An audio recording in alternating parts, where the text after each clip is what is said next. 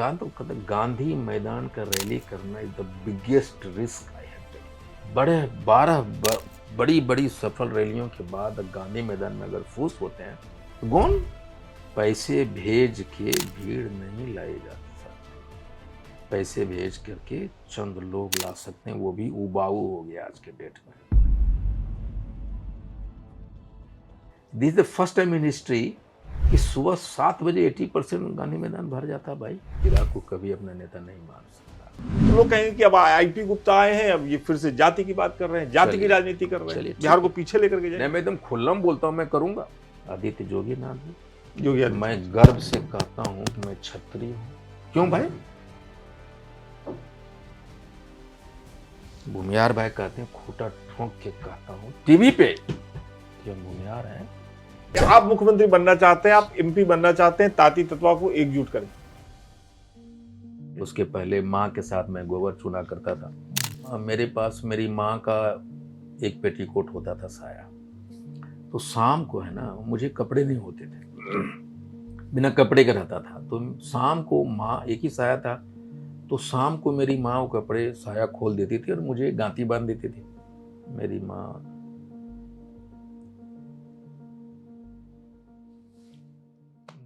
IP Gupta ji, लोकमत हिंदी में आपका स्वागत है। Thank you very much. और ये इंटरव्यू नहीं है, हम लोग बतियाएंगे और इस बातचीत से देखने वालों को ये मिलेगा कि आपको लेकर के जितने सवाल हैं लोगों के मन में, उन सब सवालों के जवाब इसमें मिल जाए। ये मेरी जिम्मेदारी है। बिल्कुल। बतियाना शुरू करें? जी बिल्कुल। तो सबसे पहले तो मुझे ये बताइए कि गांधी मैदान में जो रैली हुई और जिसका वीडियो फोटो सोशल मीडिया पे वायरल हो गया, हम जैसे पत्रकार संपादक इस काम में लग गए और हमारे साथी लग गए कि कौन है आईपी गुप्ता, है ना, स्टोरीज होने लगी। इसके बाद कितने फोन कॉल आए, कहाँ से आए, थोड़ा बताइए। फोन कॉल तो ऑल अराउंड से है। बहुत सारे पत्रकार हैं, बहुत सारे रिसर्चर्स हैं, फ्रीलांसर्स हैं, बहुत सारे पॉलिटिकल पार्टीज़ के लोग भी हैं। मैं इसी बारे में जानना चाहता हूँ। हाँ, और देखिए एक्चुअली ये जो तांती तत्वा वोटर्स है, पिछले 15, 16, 17, 18 बरस से एनडीए के वोटर्स रहे हैं।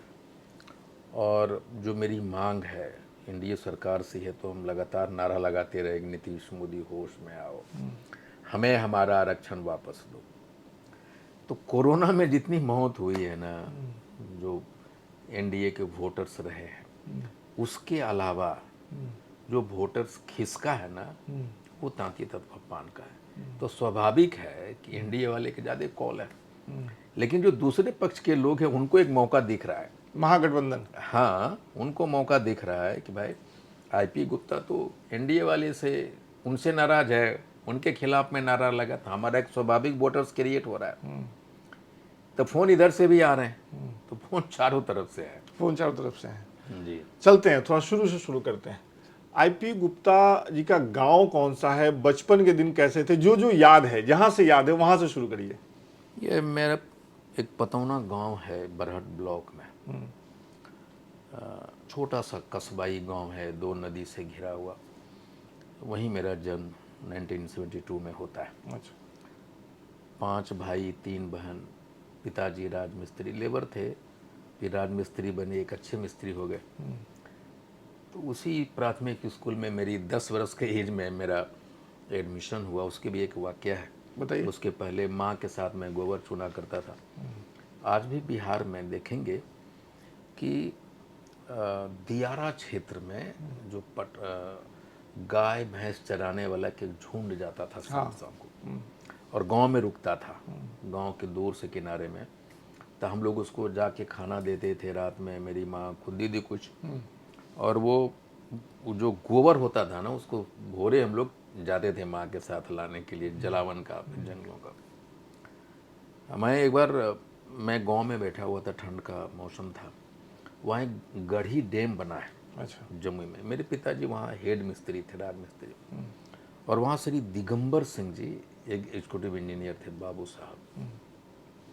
वो मेरे घर गए बाबूजी से मिलने, और वो ठंड था। मेरे पास मेरी माँ का एक पेटीकोट होता था, साया। तो शाम को है ना, मुझे कपड़े नहीं होते थे, बिना कपड़े का रहता था। तो शाम को माँ, एक ही साया था, तो शाम को मेरी माँ वो कपड़े साया खोल देती थी और मुझे गांती बांध देती थी। तो मैं ठंड से छिपता था। और फिर वो सुबह होती थी, माँ को बाहर जाना होता था, तो फिर वो साया हमसे ले लेती थी। तो अलाव लगा, दिगंबर सिंह जी आए, बाबूजी से बात करने लग गए और मैं वहाँ बैठा। तो दिगंबर सिंह जी का नज़र है ना धीरे धीरे मेरे पैर पे गया। मेरे पैर में वो मैल से है ना वो अटा पड़ा था, इतने मोटे मोटे हो गए थे चमड़े मैल। उससे, मैल। और उससे ब्लड निकल रहा था, बेआई जिसे फटता फट जाता है, पैर फट जाता है। हाँ। हाँ। तो जब उनका नज़र मेरे पैर पे गया तो मैं शर्माता हुआ उसको ढकने की कोशिश कर रहे ढकने की कोशिश की। और उसी क्रम में कुछ वाकया ऐसा हुआ कि बाबूजी से कुछ बात कहे और मैं अचानक कुछ बात वो बोल दिया, उनका जवाब दे दिया। तो उनका ध्यान मेरे तरफ दोबारा गया। कितने छोटे थे आप तो?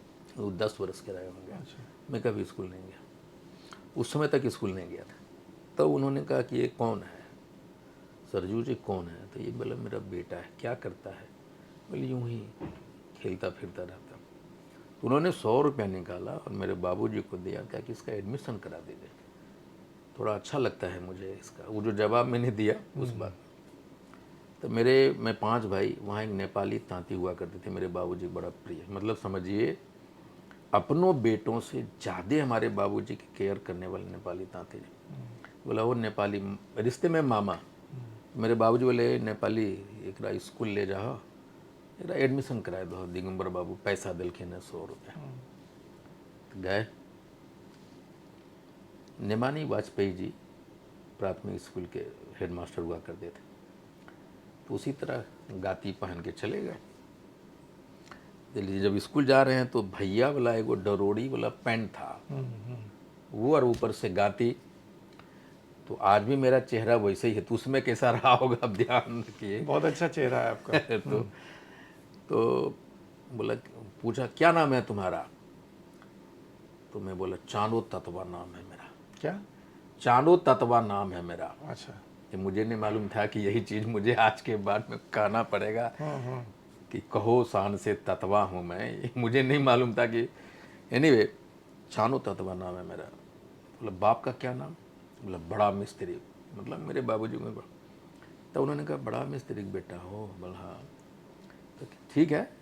तो चंद्रभूषण तांती मेरा नाम लिखा गया अच्छा। और सरयू मिस्त्री अब पिताजी का नाम? पिता। तांती नहीं जगह पे सरयू मिस्त्री लिखा, पेशा नाम। अच्छा। और यही मेरे जात के साथ भी हुआ कि पेशा नाम बेसिकली तांती तत्वा है, जाति नहीं है। लिखाया। पढ़ने में थोड़ा तेज थे तो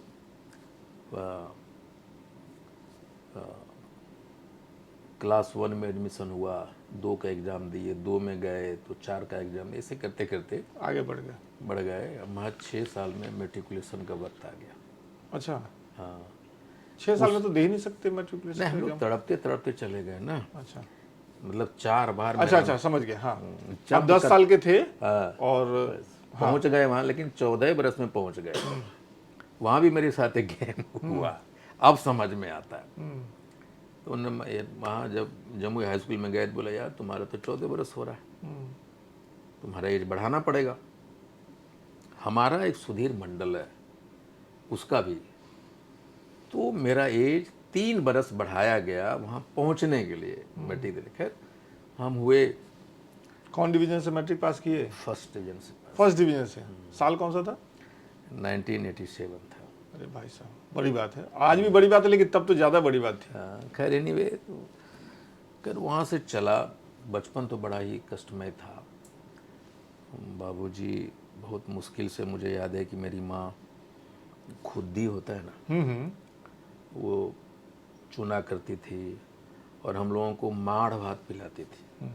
माड़ ज़्यादा पिला दे ताकि पेट भरा रहे। पेट भरा रहे। चावल उतना है नहीं तो बच्चे का पेट मार से भर जाए। हाँ, और जिस दिन चावल बन जाता था ना, उस दिन भूख ज़्यादा लगती थी। और मैं इतना छोटा बच्चा था कि ज़्यादा खा लेता था। मेरी माँ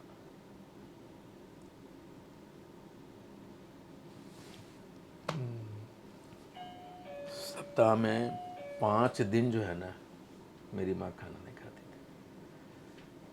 एक छोटी सी कहानी है कि बाबूजी बाबूजी की पॉकेट से मैंने 5 रुपया चुराए थे।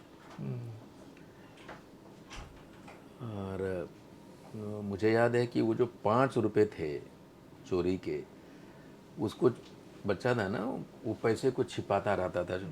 उस सबको पता चल गया कि चोर कौन है, लेकिन बोलता नहीं था। और मैं जब गया उस मलेपुर में दुर्गा पूजा का एक माहौल था, मेला में मैं गया और मोची से पूछा कि भाई ये मुझे प्लास्टिक का जूता था, वो खरीदना है, कितना है? बोला 5 रुपया। वो 5 रुपया दिया और वो जूता पहन के चल पड़ा पैदल।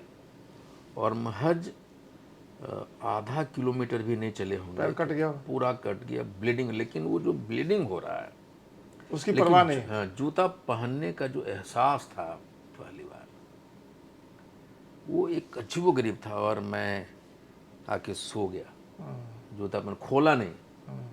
पर मुझे याद है कि मेरी माँ उतारी नहीं जूता मेरे बाबूजी को दिखाने के लिए।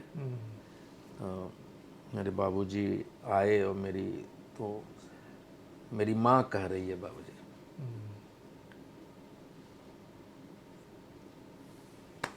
मैं आपको जब सुन रहा हूँ और आपकी आंखें भी गीली हो गई हैं, मुझे एक किताब की याद आ रही है। तुलसी राम जेएनयू में प्रोफेसर हुए, बहुत बड़े प्रोफेसर हुए, यूपी के रहने वाले थे। उनकी 2 किताबें हैं आत्मकथा, मुर्दहिया और मणिकर्णिका।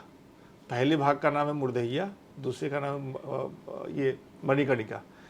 जो चित्रण आप बता रहे हैं ना, तुलसी राम ने अपने बचपन का लगभग वही चित्रण किया है उस किताब में। और मैं बिहार से आता हूँ, मैं बार बार कहता हूँ जब भी मुझे मौका मिलता है कि हम सब अपने गांव का चित्रण करते हैं। मैं जिस परिवेश से आया हूं उस परिवेश के गांव का चित्रण करूंगा।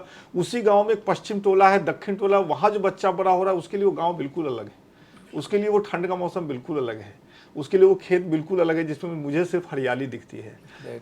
तो ये हमारे परिवेश का भी एक है। आप 10वीं पास कर गए, मुझे सिहरन हो रही है।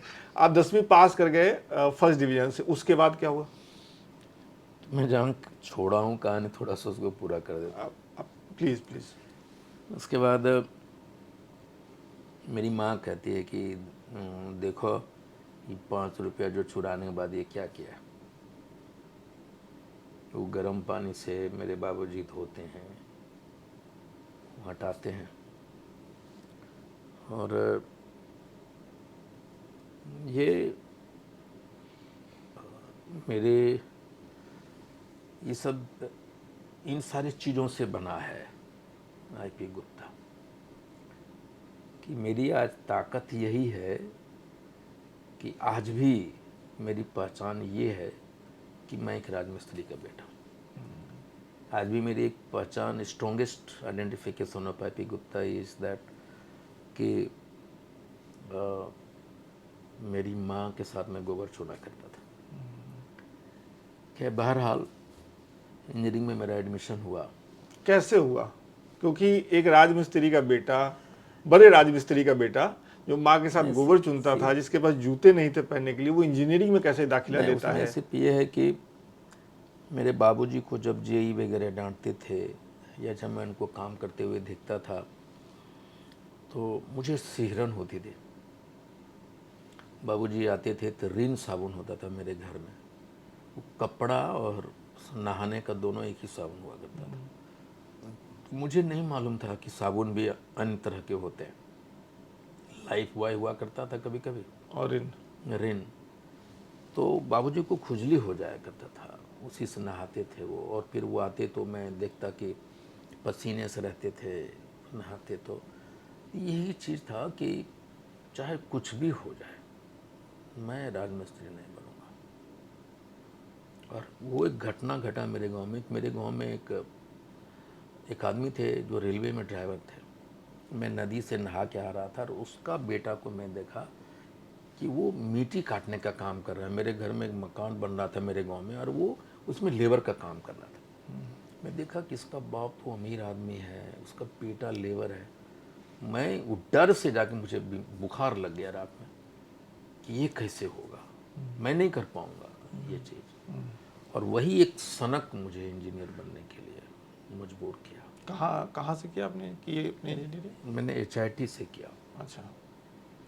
और जब मैंने किया इंजीनियरिंग में एडमिशन हुआ तो वहाँ भी मुझे 300 रुपया बड़ी मुश्किल से बाबूजी महीना भेजते थे। बड़ा कभी कभी कह देते थे कि अगले महीने नहीं जाएगा, तो मैं वहाँ हॉस्टल में रहता, कभी उसका बर्तन धो देता, कभी ये करता, कभी वो करता, कभी कुछ फ्रेंड भेजते पैसा, कभी कुछ भेजते।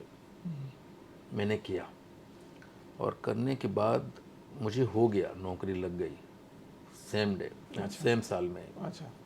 लेकिन इतना सनकी था मैं कि अभी भी इतना सनकी हूँ, रिस्क लेने की अजीबो गरीब क्षमता, में कंप्रोमाइज ही नहीं करता। 11 कंपनियों में नौकरियां किया और हर या तो 5 महीना में लोग मुझे निकाल देते या ऐसा सिचुएशन हो जाता कि मुझे निकलना पड़ता। क्या होता क्या था मतलब? कंप्रो जैसे कोई चीज़ें कहती भाई ये हमें साइट पे जाना है, कहाँ जाना है? साइट पे जाना ठीक है, है। हमें कोई चीज़ असाइनमेंट किया गया कंपनी के थ्रू, आप जाओ। और जो असाइनमेंट जो रूल कहता है इंजीनियरिंग का, मैं उसे कंप्रोमाइज़ नहीं करता। मालिक चाहता, डायरेक्टर चाहता है भाई कंप्रोमाइज़ करो, सामने वाले की उसको कंप्रोमाइज़ आप करो। सिविल से किया था आपने, सिविल इंजीनियर थे आप? ठीक है। तो मैं कंप्रोमाइज़ नहीं करता। तो मुझे लगा कि यार अब क्या होगा। अब तो मैं हर रोज़, मेरी पत्नी को रोज़ डर लगता है। शादी कैसे हुई? Love marriage, arrange marriage? थोड़ा शादी के किस्से बताइए। शादी भी अजीबो गरीब है भाई। बताइए बताइए बताइए। मेरी 2 शादी है अच्छा। इनफैक्ट। मेरी जो पहली शादी मेरी भैया की वो साली है। अच्छा। मैं 21 दिन का इंजीनियरिंग कॉलेज में था, मेरी शादी हो गई और मैं और मेरा बच्चा दोनों साथ ही पले बढ़े हैं। वो दोनों साथ ही बढ़ गए हम लोग। दूसरी शादी 2008 में, वो परिस्थितियां अजीबो गरीब है। अच्छा। तो खैर बहरहाल, अच्छा, अब उस बारे में ज़्यादा बात नहीं करना चाहते? हाँ नहीं कोई दिक्कत नहीं है। मेरा ये मानना है कि जो पब्लिक लाइफ में होता है ना, उसको बताना चाहिए। उसको सारी चीज़ें बोलनी चाहिए। तो बताइए ना, लोगों को नहीं पता तो, चलेगा। मतलब तो मैं जब आईपी गुप्ता इंजीनियरिंग, को संपूर्णता में जानने वाले लोगों को पता चलना चाहिए। जब इंजीनियरिंग कॉलेज से जब मैं लौटा छुट्टियों में, तो मेरी बड़ी बेटी थी, दूसरी बेटी जो आज ऑस्ट्रेलिया में है, मेरी बड़ी बेटी डॉक्टर। मेरे बाबूजी के फटे चीटे कपड़े में मैं देखा मेरी बेटी जो है वो खेल रही है नीचे में। मुझे लगा ये क्या हो गया। पहली बार मुझे पता चला कि मेरी शादी हुई और मुझे बच्चे भी हो गए। एहसास ही नहीं था कि शादी क्या होता है, कैसे होता है। अब बाबूजी की इच्छा के खिलाफ में ये शादी हुआ था। कितनी एज थी आपकी उस समय जब पहली शादी हुई थी तब? हाँ, हमारा लगता है कि 22 बरस रहा होगा उस समय, 22-21 बरस रहा होगा। पहली बार लगा यार ये क्या हो गया, तब एहसास हुआ। उसके बाद फिर वो मेरा बेटा हुआ, फिर बेटी हुई। अभी बड़ी बेटी डॉक्टर है, सेकेंड वाली NIT से आर्किटेक्चर है, वो अभी ऑस्ट्रेलिया में। बेटा MIT से कंप्यूटर इंजीनियर है। फिर छोटी बेटी NIT से सिविल इंजीनियर, वो भी ऑस्ट्रेलिया चली गई। अच्छा। दूसरी वाइफ से मेरी एक बेटी है, अभी मैट्रिकुलेट किया। तो दूसरी शादी क्यों करनी पड़ी? हाँ, वो एक अजीब वो गरीब परिस्थितियाँ हैं, वो उसको बताऊंगा तो एक लंबा लगेगा। लेकिन ये अच्छा, चलिए। हुआ क्या कि लेकिन जब ये मेरे जीवन में वो आई तो मैंने दोनों के एक ही साथ सच बताया और दोनों ने मुझे उठा के रोड पे फेंक दिया। वहाँ से आया, खैर हर बार। चलिए। हाँ। लेकिन जब मैं वो कर रहा था तो कलकत्ता, मुझे लगा कि अब जो है ना बदलना पड़ेगा। ये जॉब नहीं हो पा रही थी आपसे? नौकरी हमारी बस की रोग नहीं है और हमारी इस सनकी का सजा जो है ना हमारे बच्चों को मिल रहा है। तो हमने कलकत्ता में एक कंपनी चालू की, SG इंजीनियर्स। कितने दिन नौकरी की हुई आपको? हुआ कि इतने पैसे थे कि आपने कंपनी शुरू कर दी? नहीं, पैसा मेरे पास कहाँ रहता तो है। कंपनी कैसे शुरू कर दी? बस कंपनी कर, मुझे करना है, बस ये डिसीजन लेना है, पैसा तो आ जाता है। अच्छा। मुझे करना है, ये डिसीजन ले लूँ, पैसा हो या ना हो, उससे कुछ फर्क नहीं पड़ता मेरे जीवन में। मैंने सोचा कि कंपनी का नहीं यार, सामने वाला हमारा जो पड़ोसी था वो पैसा लगा दिया और 6 महीने में 58 जूट मिल्स हैं कलकत्ता में, उसका हीरो बन गया। पावर प्लांट्स मेंटेनेंस इंजीनियरिंग की कंपनी थी। और वो जो सामने वाला जो छोटा मोटा कपड़े दुकान का बिजनेस था, उसको लगा ये बड़ा चीज हो गया और उसने मेरे साथ बेईमानी कर दी।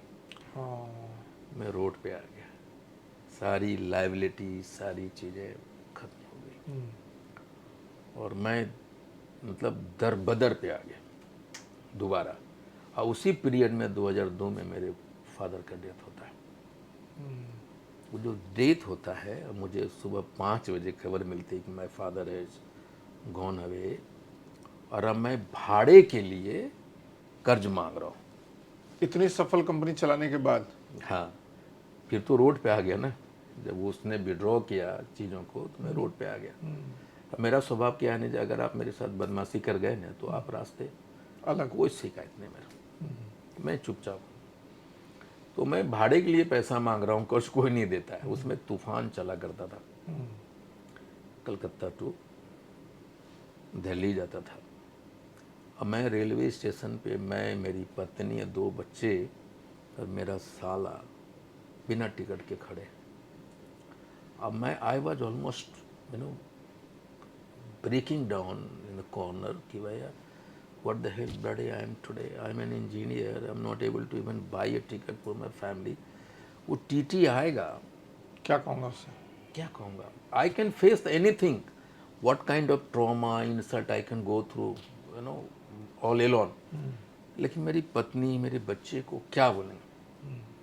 उसी समय एक आदमी आता है और हाथ मिलाता है और मेरे कुछ देता है, वो चल देता है। उसमें 900 रुपये थे। वो मेरा पड़ोसी था। वही जिसने बेईमानी की थी? नहीं, वो दूसरे थे। अच्छा। वो चल देता। और जब मैं घर आता हूँ, मेरे पास आने के लिए, वापस आने के लिए कुछ भी नहीं था। वापस लौटने के लिए यहाँ से कुछ भी नहीं था, कर्जदार थे। I went in to a complete depression. और एक पादरी मुझे मिलता है और एकोमोडेशन करता है, 3,000 रुपये महीने की एक नौकरी पटना में ज्वाइन करता हूँ। अब मेरी एक पर्सनालिटी, एक मैं जहाँ जाऊँ, जिस काम में करूँ ना, वो बेस्ट करता हूँ। खाली शुरू होने भर की दौलत। खैर वहाँ से एक लंबी कहानी फिर से चालू होती है। लेकिन ये थोड़ा सा जोड़िए, इन सिरों को जोड़िए कि पहले कंपनी शुरू की, धोखा हो गया, फिर राजनीति में कैसे एंट्री हाँ, हो गई? वही। उसके बाद मैं यहाँ आया, वापस आ गए गाँव? गांव से पटना आ गया। 3,000 रुपये महीना का। 1 महीना के अंदर ही मुझे वो 5,000 रुपये का अच्छा, पदोन्नति हो गई आपकी, उसी इंक्रीमेंट हो महीने गया। में, उसी महीने में। क्योंकि मैं पागल हूँ ना, खोना चाहता हूँ। आई डीप मेंटल ट्रॉमा में है, तो मुझे काम चाहिए, मैं खो देता हूँ अपने आप को। तो देखा यार, ये तो काम करते रहता है। और उसी समय एक शाम मैं चैट कर रहा हूँ याहू पे, और मेरी सेकेंड वाइफ से 5 मिनट के लिए बात होती है उसमें, बस। उसी समय नंबर एक्सचेंज होता है, पहली बार और आखिरी बार नंबर एक्सचेंज होता है। और उसी कंपनी में काम करते मेरा जो डायरेक्टर था, AB मैथ्यू, वो WHO में एक्सटर्नल मॉनिटर के रूप में काम करता था। अच्छा। और एक बार वो नहीं था और उसको चाहिए था, तो उसने मेरा नाम सजेस्ट कर दिया और मैं चला गया WHO में एक्सटर्नल मॉनिटर के रूप में। पासपोर्ट बना हुआ था आपका? नहीं, यहीं पे। अच्छा, यही दिल्ली में? पोलियो का जो प्रोग्राम हो रहा था। अच्छा, दिल्ली में? नहीं, वहाँ पटना में। अच्छा, पटना में। और जब मैं वहाँ गया तो जो कभी नहीं हुआ पोलियो में, मैंने वो उसमें कर दिखाया। इतना गौतम गोस्वामी उस समय थे DM, इतना बवाल मचा दिया मैं जाके कि पागल हो गया गौतम गोस्वामी, दुनिया ये कौन आदमी के लिए आए, सारे सिस्टम को ध्वस्त कर दिया।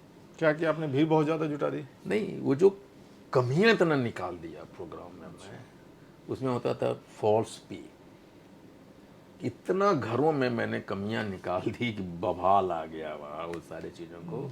और फिर वहाँ से मुझे भेजा, गौतम गोस्वामी मिले कि इसको ये करो, वो करो, पूरा ये तो सबको नौकरी बर्बाद कर देगा। और फिर मुझे बोला कि, लेकिन जो डॉक्टर प्रधान थे उन्होंने मुझे बैकअप किया कि नहीं, ही इज़ राइट, अगर गलत है, he backed up simply because he is a true Christian, doctor Pradhan. If he is telling the truth then I must support him. अच्छा, आपने क्रिश्चियन धर्म अपना लिया था? नहीं, वो डॉक्टर प्रधान क्रिश्चियन थे। अच्छा, डॉक्टर प्रधान क्रिश्चियन थे। वो क्रिश्चियन थे, इसलिए मेरा सपोर्ट कर रहे थे। Okay. He was a true Christian. ठीक है। और फिर उन्होंने कहा, एक काम करते हैं गुप्ता जी, आपको निकाल नहीं सकते, यहाँ से हटाता हूँ और दियारा जाइए, दियारा में पोलियो कंट्रोल नहीं हो रहा, वहाँ भेज दिया। यू कांट बिलीव कि उस समय इतनी बाढ़ थी, कोई नाविक तैयार नहीं होता था, लेकिन मैं नाव पकड़ा चला गया। और भयानक बारिश हो रही थी, उस बारिश में मैंने प्लानिंग की और मैंने वहाँ रखा पहली बार पोलियो में मैंने एक टर्म दिया, घोस्ट हाउसेस।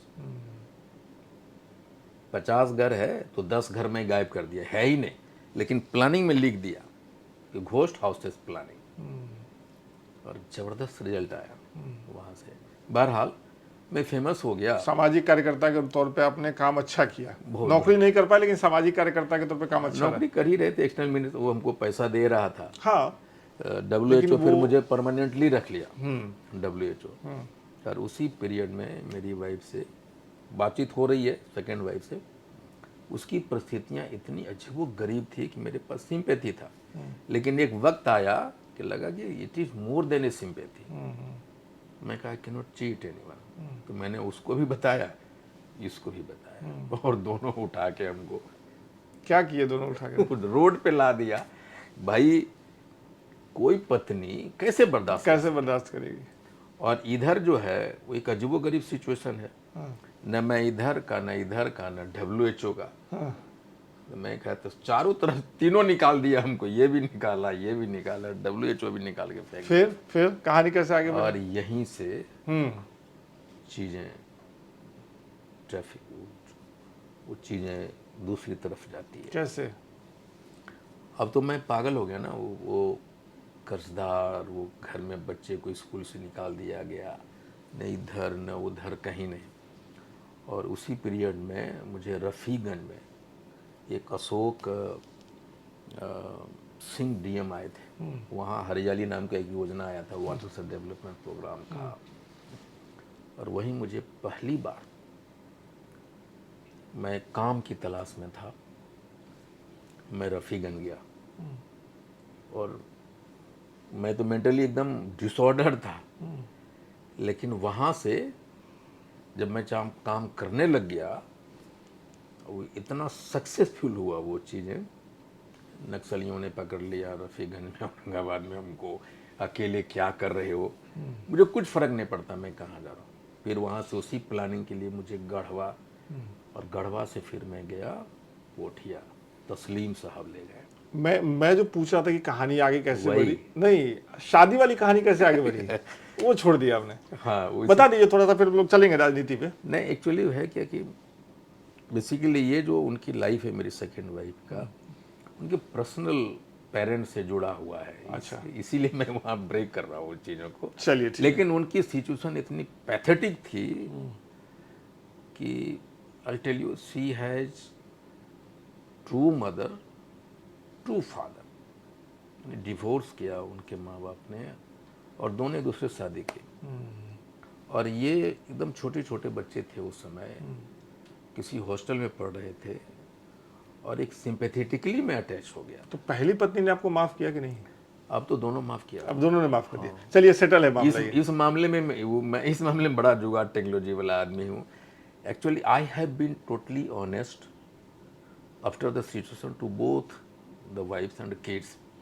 मुझे कुछ भी शिकायत करता है, मेरी वाइफ कहती है कि यू डिड द सेम, तो तुमको बात बोलने को अधिकार नहीं, हम दोनों तुमको जो बोलेंगे तुमको सिर्फ सुनना। अच्छा, तो वही फॉर्मूला है भाई। सुन रहे हैं। हाँ, बस तुम दो इधर से दो गेंद मारो, मैं उधर चला जाऊँ, उधर से गेंद मारो, मेरी तरफ से कोई शिकायत नहीं है। चलिए, मुझे लगता है, इसलिए मैं कहता हूँ कि I am not a good son, I am not a good brother, I am not a good husband, I am not a good father.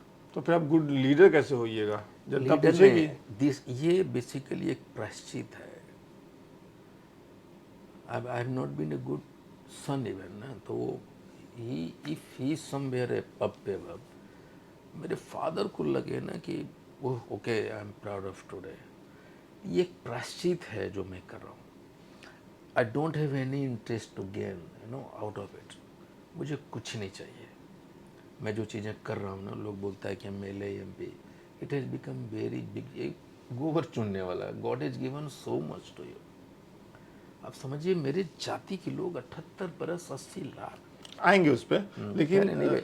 आएंगे उस पर, लेकिन ये बता दीजिए बस एक मिनट के लिए कि आप जब तक किसी पद पे नहीं जाएंगे, जनप्रतिनिधि नहीं बनेंगे, तब तक आपके आपके समाज के लोग जो आपके पीछे खड़े हैं उनको न्याय कैसे मिलेगा? वो तो पूछेंगे ना कि भाई ऐसा क्या वो होना कि आप कुछ बनेंगे नहीं तो उनको कैसे न्याय मिलेगा? मेरा 3 पॉलिटिकल आइडल हैं। चंद्रशेखर, पूर्व प्रधानमंत्री, कांसीराम, बाला साहब ठाकरे। अच्छा, तीनों बहुत अलग अलग विचारधारा के लोग हैं। हाँ, लेकिन एक तीनों में एक चीज समानता है, क्या? चेहरे पे बोलता है, कोई कूटनीति नहीं करता, जो भी है एकदम सामने है। मेरा ये मानना है कि नेता वो होता है जो नेता पैदा करता है। MLA, MP, even there are prime minister of India, they were prime minister, they were not leader. आप MP MLA cannot guarantee that you become a leader. Kanshiram was a leader. Chandrashekhar ji चाहते तो क्या क्या नहीं कर सकते थे। बाला साहब ठाकर, दे वर लीडर। अगर परिस्थितियां बनती है तो मैं जरूर करूंगा कि अब my life is for my people. लेकिन मेरा ये मानना है कि मैं राजकुमार को बना दूं, संजीत को बना दूं MLA, I have become, power has to come. आप पावर सेंटर बने रहना चाहते हैं। चलिए पहले ये बताइए कि कांग्रेस में कब जुड़े आप और कितने दिनों के लिए जुड़े? 4 साल के लिए जुड़ा मैं। अच्छा, कब जुड़े? 2020 में मैं जुड़ा। अभी कांग्रेस की तो बड़ी चर्चा है, कन्हैया कुमार वहाँ पदयात्रा कर रहे हैं, तमाम चीज। आपका अनुभव कांग्रेस में कैसा रहा? नहीं, ठीक था। मैं कभी किसी से कोई शिकायत नहीं करता। मैं तो अनुभव पूछ रहा हूँ, शिकायत के लिए तो मैं कहीं नहीं, अनुभव ये है कि कांग्रेस, मुझे लगता है कि Congress, if you want to become a leader, if you want to start your career as a politician, you must join Congress. अच्छा, कांग्रेस आपको इतने धक्के देती है, इतनी परिस्थितियों से गुजारती है कि आप एक अच्छा लीडर बन सकते हो, वेदर यू बिकम समथिंग और not. You may not be becoming a MLA, you may not be becoming a MP, but you will become a leader at least when you join Congress. जो बाकी चीज़ों, बाकी जगह ये बात नहीं है। अच्छा, institution, Congress is a political institution. तो आप कह रहे हैं कि राजनीति सीखने के लिए कांग्रेस में ज्वाइन किया जाए? नहीं, आप मुझे नहीं फंसा सकते अपने शब्दों से। नहीं, आप ही के जवाब से मैं सवाल नहीं, निकाल मैं रहा ये हूं। कर रहा हूँ। उसके आगे? नहीं, उसके आगे जब मैं कांग्रेस ज्वाइन किया, हाँ, और कांग्रेस में था बेसिकली, लेकिन जब ये मूवमेंट चालू किया ना, तो मुझे लगा कि मुझे कांग्रेस छोड़ना पड़ेगा। और यही नहीं, जो भी हमारे लोग हैं इस काउज को आगे बढ़ाना चाहते हैं, तो सारे लोगों को अपने अपने पॉलिटिकल पार्टी से त्याग पत्र देके। तो कांग्रेस में रहते हुए क्यों नहीं ये मूवमेंट चल सकता था? मैं बता रहा हूँ, मैं कांग्रेस में रहते ही मूवमेंट को चलाया। अच्छा, ठीक है। लेकिन व्हाट हैपन कि ये जो 7.5 महीने या 7 महीने जो मूवमेंट चला, तो हमारे यहाँ there was a paucity of leadership, कोई था ही नहीं। तो हमारी वोटों पे कब्जा इन पॉलिटिकल पार्टीज का था। तो जब मैंने गांव-गांव में रैलियां की, शहर में किया, मान लीजिए बेतिया में किया, मोतिहारी में किया, वहाँ भीड़ हुई, तो गांव से भीड़ उठाकर मोतिहारी लाने वाले एक गांव से 2 लड़के होंगे। उस लड़के ने पूरा गांव में घूमा, पूरे लोगों से मिले, पूरा लोगों का नंबर लिया, तो उस गांव का ये 2 लड़के लीडर हो गए। Similarly the same kind of leaders has been evolved at the panchayat level, district level, prakhand level, state level में आईपी गुप्ता। तो ये जो लीडरशिप डेवलप हुआ और ये जो यूनिफॉर्मिटी पूरे हुई, एकजुटता जो आया, अगर हम अलग अलग पार्टी में हैं और अलग अलग पार्टी में अगर हम चले जाते हैं, तो हमने जो शक्ति को प्राप्त किया है, there will be a complete and vertical division हमारी शक्तियों में। हम कांग्रेस में रहेंगे, हम अपने शक्ति साथ कांग्रेस में चले गए, ये चले गए, भाजपा में वो चले गए, जदयू में था। हमारी जो शक्ति प्राप्त मैंने किया आंदोलन के थ्रू, वो बंट गया। इसलिए कि मैंने कहा कि त्यागपत्र आंदोलन करो। अच्छा, त्यागपत्र आंदोलन करो और सारे लोग अपने अपने पार्टियों से अलग हो जाओ। अपने समाज के लोगों को आपने कहा कि पार्टियों से अलग होकर एक जगह आ जाइए। अखिल भारतीय पान महासंघ में अलग अलग दल के लोग थे जो मूवमेंट में हुए, तो अलग एक संगठन है जिसमें अलग अलग दल के लोग हैं, तो फिर वो संगठन तो रहेगा लेकिन दल में अलग अलग लोग चले जाएंगे वापस। तो मैंने कहा इसलिए दल भी बनाओ। आप कांग्रेस के पास एलजेपी में भी रहे? कांग्रेस से पहले पहले थे एलजेपी में। अच्छा, वहां कितने दिन रहे? 4-5 महीना। क्यों, बहुत कम समय? इलेक्शन आ गया था, उनका कमिटमेंट उन्होंने पूरा नहीं किया हमारे क्या लोगों को। कमिटमेंट था आईपी गुप्ता से एलजेपी का? 5 टिकट हमको 2020 की विधानसभा में देंगे, उन्होंने नहीं दिया। दैट इज ऑन रिकॉर्ड, चिराग ने कैमरे पे कहा है, नहीं दिया। और हमने अपने लिए तो कुछ करना था नहीं, 5 टिकट अपने जाति के लिए मांगा था, नहीं दिया तो अलग हो गया। निर्दलीय चुनाव लड़े आप? हाँ। कितना वोट? 7,650 या 65 ऐसा कुछ है। ये तो बहुत कम वोट हुआ। हाँ। तो उसके बाद आपने कुछ सोचा, ये पान जो संगठन आपने बनाया, ये इसके पहले से था? हाँ, 2016 से अखिल भारतीय 2016 से था। ये क्या है पान? तो थोड़ा इसको डिफाइन करिए हमारे वैसे दर्शकों के लिए जो नहीं समझ रहे हैं, इसको मैं भी नहीं समझ पा रहा हूँ। देखिए 1952 में जैसे हर एक स्टेट के लिए सेंटर एक जातियों का लिस्ट जारी करता है, बैकवर्ड जाति का और अनुसूचित जाति का। तो 1952 में जब पहली बार गजट आया तो बिहार के लिए पान एक जाति है जो अनुसूचित जाति में आता है, और उसी में तांती तत्वा भी बेसिकली ये उपाधि पेशा नाम है हमारा। तो वही हमने अखिल भारतीय पान महासंघ, चूँकि उसी जाति से हम लोग आते हैं, तो अखिल भारतीय पान महासंघ हमने वो किया था। ये जो पान है ना, ये बिहार में करीब 20-25 उपनामों से जाने जाते हैं अलग अलग जिला में। जैसे आप चले जाइए सहरसा, मधेपुरा, अररिया, सुपौल, कटिहार, पूर्णिया, इन सारे जिलों में शर्मा, चौपाल, सरदार, दास, तांतों, ततमा के नाम से जाने जाते हैं। आप चले जाइए मधुबनी वाला, दरभंगा, बेतिया, पूरा मिथिलांचल वाला जो हाँ उधर आप जाएं तो तांती, दास, महतो, गुप्ता, इन नामों से जाने जाते हैं वहाँ। सीवान चले जाइए, छपरा चले जाइए तो राम, गुप्ता, ततमा, तांती, पटना, केसरी, शाह, औरंगाबाद, सिंह, बांका, मंडल, ये विभिन्न नामों से हम लोग जाने जाते हैं। ठीक है। तो ये सब बेसिकली पान एक जाति है और ये एक उपाधि नेम है, ये सर नेम्स हैं इसके। इसीलिए अखिल भारतीय पान महासंघ का हमने गठन किया था 2016। और अभी आपने अपनी पार्टी बनाई जी। क्या नाम रखा आपने? हिंद इनकलाब पार्टी? नहीं, हाँ। इंडियन इनकलाब पार्टी। अच्छा, मैं कहीं गलत पढ़ रहा था। हाँ, इनकलाब इसलिए आंदोलन से निकला हुआ पार्टी है ना, इसलिए इनकलाब पार्टी। तो अब तो लोग पूछेंगे ना कि आईपी गुप्ता एक समाज को लामबंद करके, अपनी एक ताकत बना करके, अपनी पॉलिटिकल पार्टी बना करके चुनाव लड़ना चाहते हैं, एमएलए बनना चाहते हैं, एमपी बनना चाहते हैं, शायद मुख्यमंत्री भी बनना चाहते हैं। क्यों नहीं बनना चाहेंगे भाई? हम अगर राजनीति करते, हमारे जाति के लोग अगर एमएलए एमपी बनते तो आज हमारा आरक्षण छीन लेता। मुख्यमंत्री जी हमसे मिले नहीं, अगर हमारा एक भी एमएलए रहता तो नहीं मिलते, और अगर मैं अकेला एमपी होता तो फिर क्या करता, मैं अकेला भारी पड़ जाता। और मैं कहता हूँ कि भाई नहीं, हम अगर अभी कहते हैं 80 लाख हैं तो 60 लाख वोटर्स होगा, तो 100 एमएलए बना रहे हैं, 20 एमपी को वोट दे रहे हैं। क्यों भाई, आप हमसे खाली वोट लेते रहे ना? देखिए अलग अलग इलाकों में होंगे ना, तो सिर्फ उनके वोट देने से, उस जाति के वोट देने से थोड़ी कोई एमपी एमएलए वही मैं कह रहा हूँ ना, बात वही आ रहा हूँ। हमारे जाति से 60 लाख वोटर है ना भाई, 60 लाख वोटर 100 एमएलए बना रहे हैं कि नहीं बना रहे हैं? कंट्रीब्यूशन है कि नहीं? तो सारे जातियों को आप उठा उठा के एमएलसी बनोगे, टिकट लोगे, एमपी बनोगे, तो ततवा को सिर्फ घंटा बजाने के लिए रखे हैं आप। भाई what is the inclusive growth? आप सारे जातियों को एमपी एमएलए बना दिए ना, हमने क्या गुनाह किया?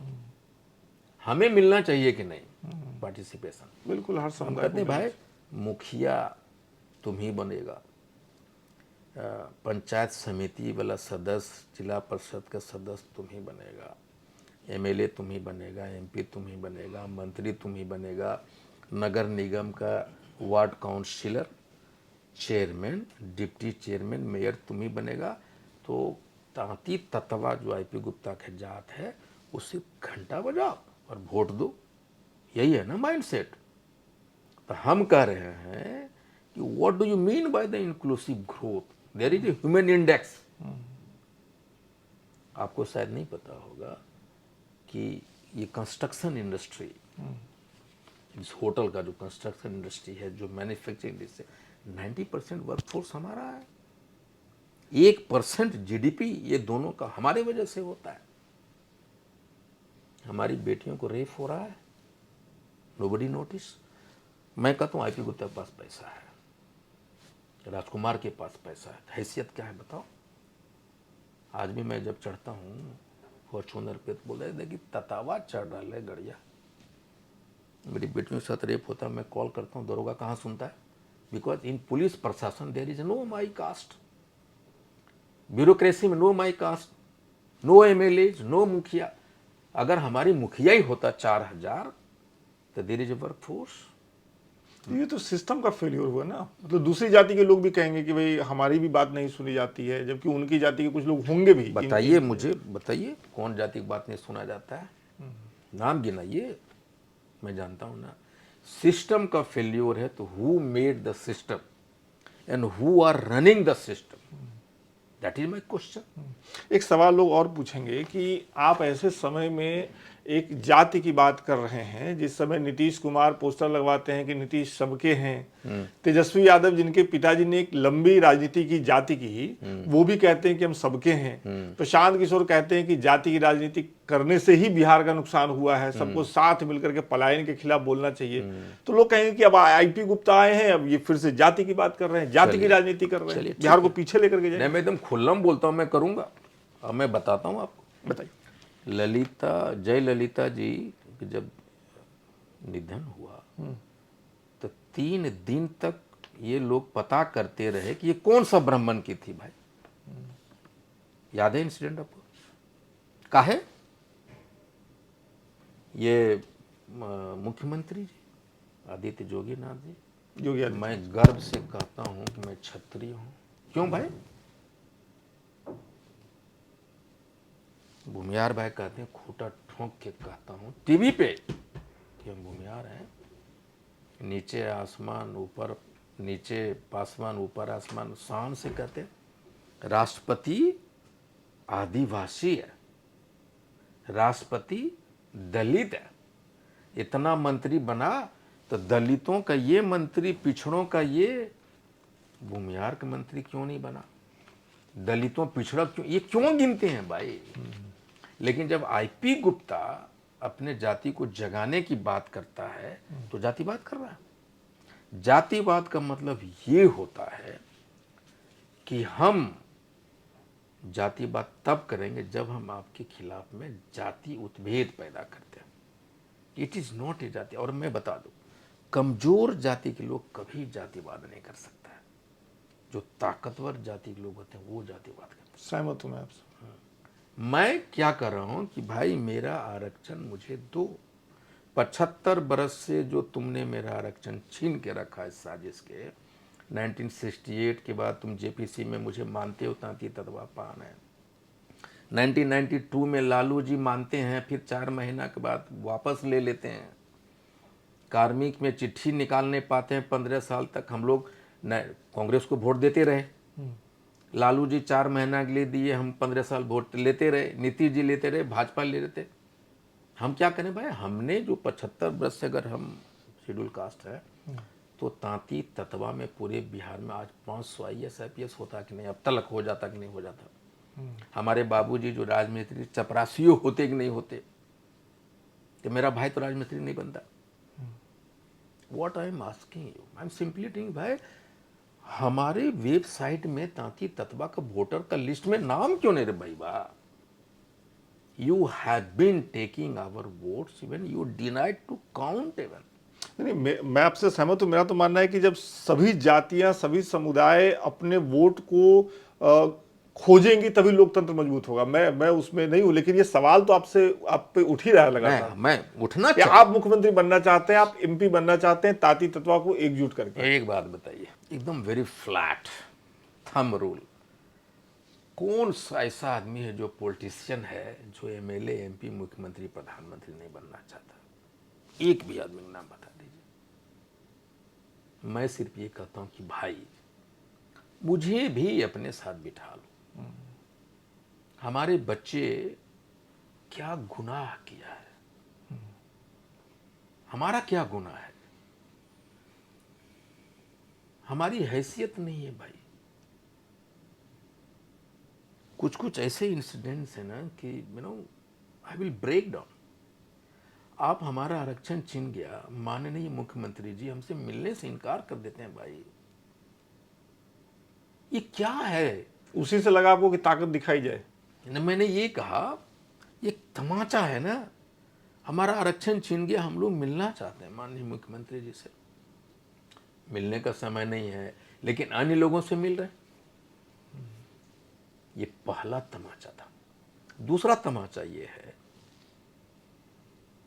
कि यूनिवर्सल लॉ है, नेचुरल लॉ है, संवैधानिक लॉ है world over, not only in India, कि जो बच्चा जिस जात में पैदा होता है उसी जात में मरेगा। 2015 से लेके 2024 के बीच में 9 साल तक अनुसूचित जाति में थे और हमारे घरों में लाखों बच्चों ने पैदा लिया। वो तो अनुसूचित जाति थे। Who empowered you? Who gave you authority to deny the rights of my children? किसने आपको अधिकार दिया कि आप हमारे बच्चे को अनुसूचित जाति से पिछड़ा में ला दिए? ये this is totally against the universal truth, universal law. कैसे कर सकते हो भाई? सिंपली बिकॉज कि हम तत्व है। तो इस बार जो विधानसभा का चुनाव है, अभी जब हम लोग बातचीत कर रहे हैं तो आगे विधानसभा का चुनाव है, बिहार विधानसभा का चुनाव, क्या है आईपी गुप्ता की स्ट्रैटेजी क्या है? आप लोग चुनाव लड़ रहे हैं, आपकी पार्टी चुनाव लड़ेगी, किसी गठबंधन से समझौता करेंगे? जैसे आपने कहा कि जो भी हमारे आरक्षण की बात मान लेगा हम उसके साथ होंगे, तो बिल्कुल। इसके देखिए मेरा ये कहना है कि भाई 150 विधानसभा है जहां हम हैं, हमारा प्रेजेंस है 5000 से लेकर 74,000। मानता नहीं है लोग। कहते थे जैसे गांधी मैदान 12 बड़ी बड़ी रैलियां किया हूं मैं, 12 बड़ी बड़ी। सहरसा में 70,000, बेगूसराय में, मुजफ्फरपुर में, मुख्यमंत्री का जहां घर है, नालंदा में, भागलपुर में, जमुई में, मुंगेर में, एवरीवेयर बड़ी बड़ी रैलियां, फिर भी रिकॉग्नाइज नहीं कर रहा लोग। रैलियां हो रही क्या है? गांधी मैदान का रैली करना is the biggest risk I have taken. बड़े 12 बड़ी बड़ी सफल रैलियों के बाद गांधी मैदान में अगर फूस होते हैं तो gone, but I took the risk. ये अंगूठा एक लैब को काटा, चला लिया दैट, ये काट के दिखाओ, ये काटो, 3 उंगली काटा है उसके बाद चला के दिखाओ, कर दिया ना। हमने कहा कि जेपी का आंदोलन से बड़ा आंदोलन करूंगा, गांधी मैदान को छोटा कर दूंगा। Who is IP Gupta? A common man, and I did it. You know why? I was able to convince my people कि this is your fight. This is, you feel the ownership of the Gandhi Maidan Bhid rally. I am no one. If you want to live, you have to fight. What is your fight? पैदल चलो, भाड़ा नहीं है तो सहरसा से पैदल चलो 5 दिन पहले। This is your fight. If you don't have to eat anything, भूखल जाओ, पैदल भूखल जाओ, यही तुम्हारी फाइट। तुम लड़े नहीं, इसीलिए तुम गुलाम रहे। लेकिन लोग कहते हैं कि आज की तारीख में तो रैली करना बड़ा महंगा हो गया है, बसें भेजनी पड़ती हैं, खर्चा करना पड़ता है, तो खर्चा भी काफी हुआ। यही मैं कहता हूँ, पैसे भेज के भीड़ नहीं लाए जा सकते। पैसे भेज करके चंद लोग ला सकते हैं, वो भी उबाऊ हो गया आज के डेट में। आज के डेट में उबाऊ हो गया। कोई भी भीड़, दिस इज वो पॉलिटिकल भीड़ होती है जो फ्लोटिंग होता है ना, चंद लोग होते हैं। ये आंदोलन था, ये आंदोलित भीड़ थे। This is the first time in history कि सुबह 7 बजे 80% गांधी मैदान भर जाता भाई। सही बात। How this happened? ये इस मामले में तो आपने चौंकाया है लोगों को। अब आखिर में मैं कुछ नाम ले रहा हूँ, उनकी राजनीति को क्या समझते हैं आप और कितना सहमत हैं असहमत हैं, आप बताइएगा। प्रशांत किशोर। मैं बहुत बार कह चुका, he is not a politician. उनके पास पॉलिटिकल कार्यकर्ता है नहीं है, उनके पास पेड कार्यकर्ता है। और वो जब बात करते हैं ना, he doesn't seem to be a political leader, वो टेक्निकल बात करते हैं। और हमारे यहाँ एक माइंडसेट है बिहार में या ऑल ओवर इंडिया में कि भाई आप स्ट्रेटेजिस्ट हो ना, तो आपको बड़ा रिस्पेक्ट है, लेकिन जो ही पॉलिटिकल मैदान में आप आए, आने जब पॉलिटिकल लीडर बनने की कोशिश करेंगे, तो हमारा जो माइंडसेट है ना, भाई आप स्ट्रेटेजिस्ट हो, you can not become a political leader. ये जो माइंडसेट है ना, जैसे बोलते भाई लालू जी का बेटा ही राज करेगा। अरे भाई तेजस्वी का क्वालिफिकेशन 14.5% यादव का वोटर्स है। लालू जी का बेटा ही क्वालिफिकेशन, उसको हटा के दूसरे यादव को बना के देख लो ना, तुम मानोगे क्या? चिराग जी को इसलिए मान रहे हैं कि रामविलास पासवान जी के बेटे उनके भाई को क्यों नहीं मान रहा? ये माइंडसेट है। हम और आप घिरे हुए, हम ही माइंडसेट क्या, हम ही क्वेश्चन उठा रहे हैं। तो मैं कहा था और आज भी ऑन रिकॉर्ड कहता हूं कि हमारा जो माइंडसेट है ना, that mindset does not allow कि हम उनको लीडर मान लें। और जिस तरह की लीडरशिप जो करने की कोशिश कर रहे हैं ना, वो that is not possible in Bihar. Bihar ही नहीं, ऑल ओवर इंडिया में जाइए। समाजवादी पार्टी क्यों चला? क्योंकि उनके पास कोर वोटर है, बेस वोटर है। Ramvilas Paswan ji, Nitish ji, Manjhi ji, Lalu ji, core voter. This is the fact, you have to admit it. Narendra Modi की राजनीति को कैसे देखते हैं? देश के प्रधानमंत्री हैं फिलहाल। मुझे लगता है कि देश के लिए वो राजनीति सही नहीं है। सही नहीं है? बिल्कुल नहीं। कैसा? जिस देश की संस्थाएं कमजोर हो जाए ना, वहाँ का लोकतंत्र कमजोर होता है। और जब लोकतंत्र कमजोर होता है तो देश कमजोर होता है। मुझे लगता है कि इनके रिजीम में संस्थाएं, जो संवैधानिक संस्थाएं हैं, गैर संवैधानिक संस्थाएं कमजोर हुई है। और ये लोकतंत्र पे एक प्रहार है, ये कमजोर हो रहा है लोकतंत्र। That is the basic. Nitish Kumar? मुझे लगता है कि नीतीश कुमार जी को आज के डेट में छोड़ देना चाहिए। क्यों? मुख्यमंत्री हैं बिहार नहीं, के, अभी अगली बार के लिए दावेदारी पेश कर दी उन्होंने। नहीं, देखिए मेरा ये मानना है कि मुख्यमंत्री जी ने बिहार के लिए बड़ी काम किया है, लेकिन यहाँ भी मैं ये कहता हूँ कि काश वो प्रधानमंत्री होते। अच्छा। राहुल गांधी? True leader. तो क्यों छोड़ के आ गए थे आप कांग्रेस? नहीं, मैं उनको बताया था, मैं दुनिया कह रहा हूँ कि मैंने क्यों छोड़ा। ही इज ए ट्रू लीडर, ये ग्रेट ह्यूमन बीइंग, ये ट्रू ह्यूमन बीइंग। मुझे याद है जब मैं उनसे मिला तो मेरे किसी ने कहा कि मैं जदयू और भाजपा मेरा दुश्मन है, मैं उसको हराऊंगा। वो क्या कहते हैं कि जो करना है करो, लेकिन दुश्मनी के भावना से मत करना। That is something very unique of Rahul Gandhi. अगर वो चाहते तो 2 बार प्रधानमंत्री बन सकते थे। कब? दोनों बार मनमोहन सिंह बने। राहुल गांधी तो उस समय कतार में भी नहीं थे, मुझे लग रहा है। कौन कहता है? कतार में राजीव गांधी थे क्या? कतार में राबड़ी देवी थी क्या? कतार में गुजराल साहब थे क्या? कतार में देवगौड़ा साहब थे क्या? चाहते तो बन सकते थे, नहीं बने।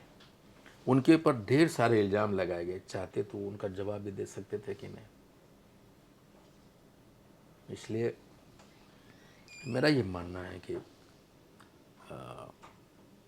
राहुल गांधी इज समथिंग कि अगर आप वो कुछ बोल देगा वो आदमी तो वो करेगा, चाहे जब उसको मौका मिले।